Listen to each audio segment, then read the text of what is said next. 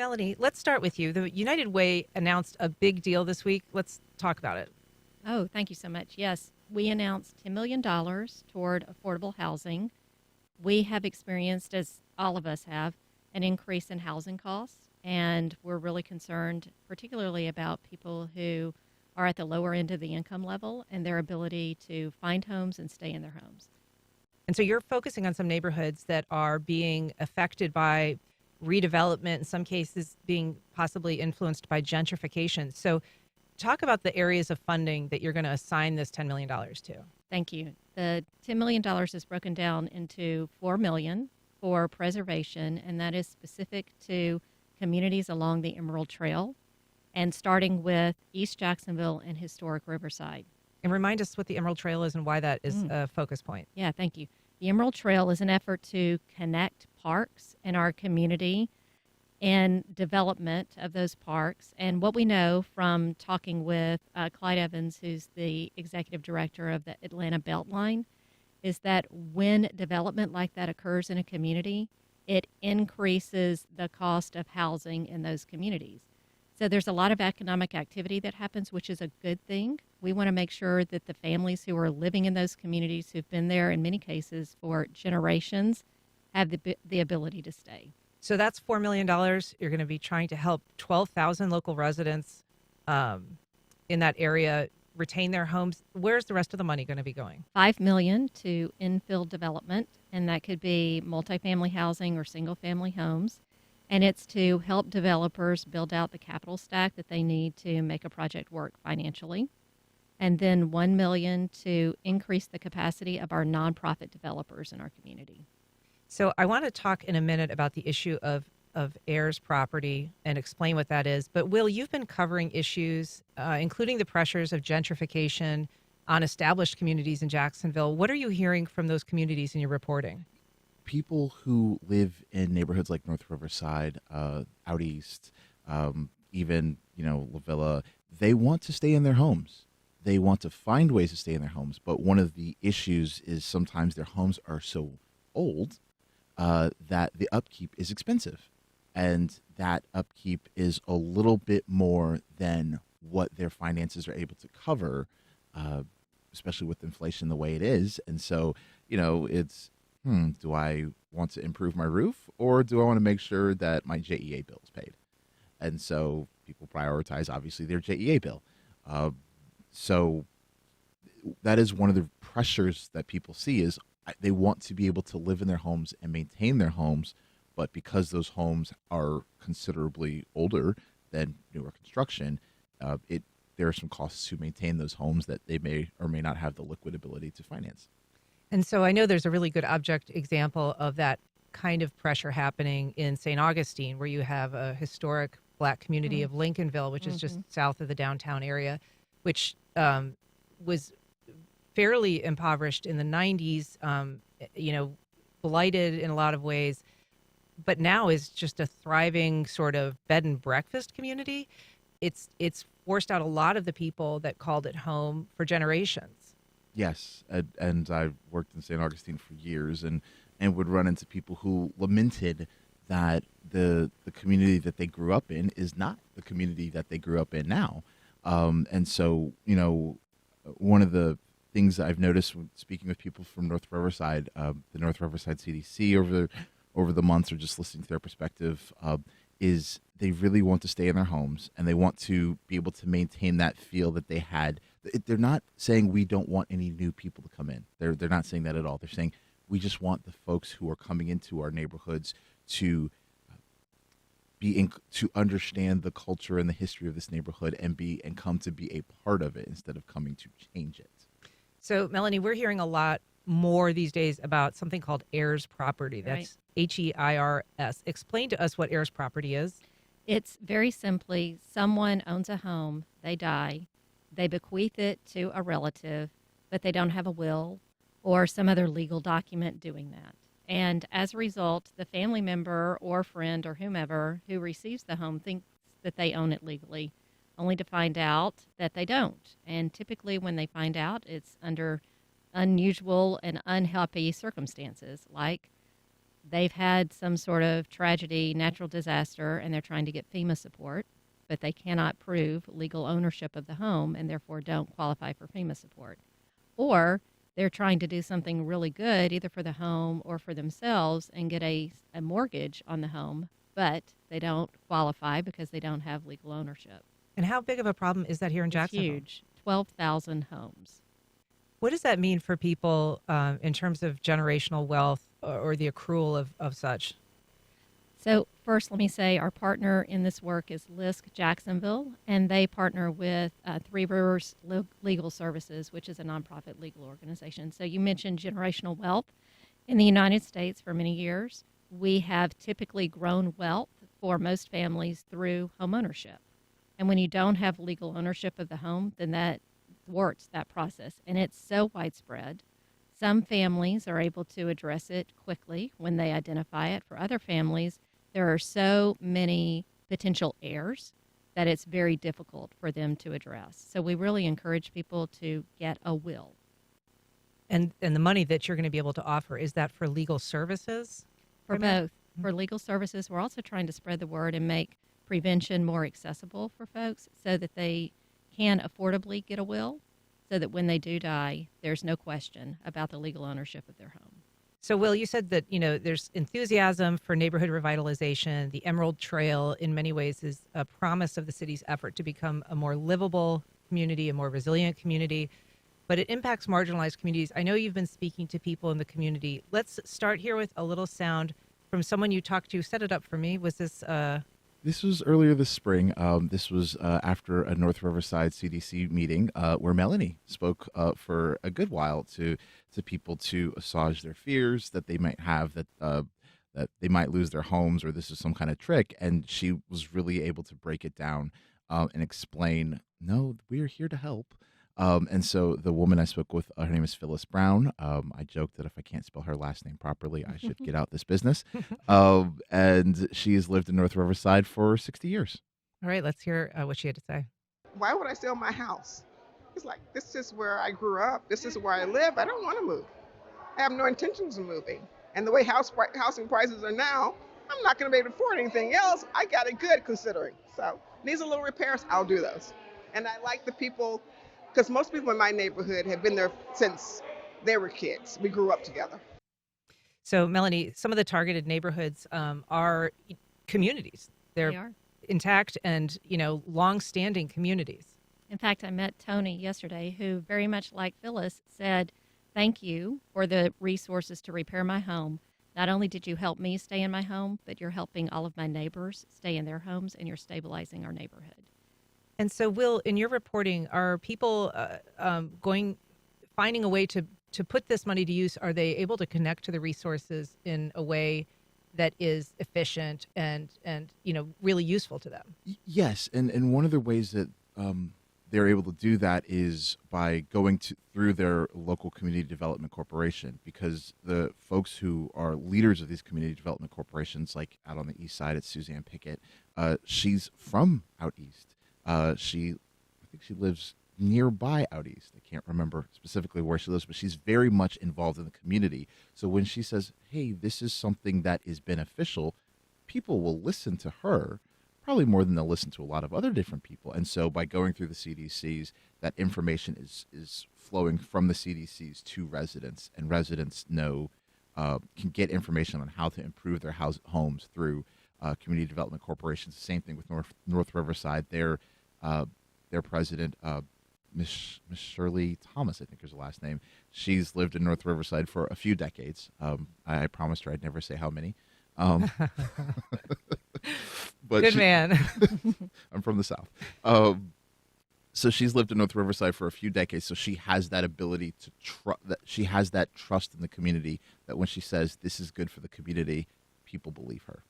And so, Melanie, where is this pile of cash coming from? Great question. We were very fortunate to receive $20 million from Mackenzie Scott back in December of 2020. And since then, we have been funding programs that are helping us achieve our vision of a community of opportunity where everyone has hope and can achieve their full potential. Our board last October indicated that they wanted to take some of the funds and make sure that we had more affordable housing available for our community. So we initiated a task force that was co-chaired by Mari Qureshi with the Jesse Ball DuPont Fund and Andre Wallace of Jax USA. And they met January through June and came up with the recommendations that our board approved a couple of months ago. We've got a caller, Charlotte from Jacksonville, has a comment on affordable housing. Good morning, Charlotte. Welcome to First Coast Connect. Hi, good morning. I love First Coast Connect. I've been in Jacksonville for almost 20-some years, and this program is just amazing, and I love that it gives an opportunity for residents to be able to call in and participate. Well, thank you for doing that. Yes. Well, first of all, I love the fact that there are resources to help stabilize neighborhoods, especially in the Riverside area, even in other surrounding areas as well. That's wonderful. But I feel like whenever I hear plans about affordable housing, it talks about development or includes development to create housing to house people. I don't ever hear any plans about providing, opportunities for funding for ownership. And even the times that we're in now, especially in this area and across Florida, there should be, monies and programs set aside to lead into home ownership. Because when we're talking about economic development, that's a start. If you're in a development that is just kind of, people don't have a stake in the community, they're just renting in these high rises that are highly populated, it may be a boost in the economy as far as, Thanks, Charlotte. I'm going to just let Melanie respond okay. a little bit, but thank you so much for the call. Appreciate it. Melanie, what do you say to that? Charlotte, that's a great point. And I will say that the city of Jacksonville does have a down payment assistance program. So I encourage you to go to the website and see what the criteria are for qualifying. Those are some of the things that our task force looked at. Where are the needs? Where are the gaps? And by the way, $10 million is not going to solve our affordable housing challenges. So it's going to take a lot of support from a lot of other organizations. Anyone who's interested in joining us, we encourage you to get in touch. Our phone number is 390-3200. And that's seed money, essentially. You're saying that Exactly. this $10 million is a start, but what do you think is there a number that you could put that maybe would help really move the needle? Yeah, so it's a big number. And we just did a back of the envelope calculation in the zip codes that we're concerned about in Jacksonville and came up with $350 million. And, to your point about the down payment assistance program, it is November, so it is early in the fiscal year. And usually those down payment assistance programs have more money at the beginning of the city's fiscal year. The city's fiscal year begins October 1st.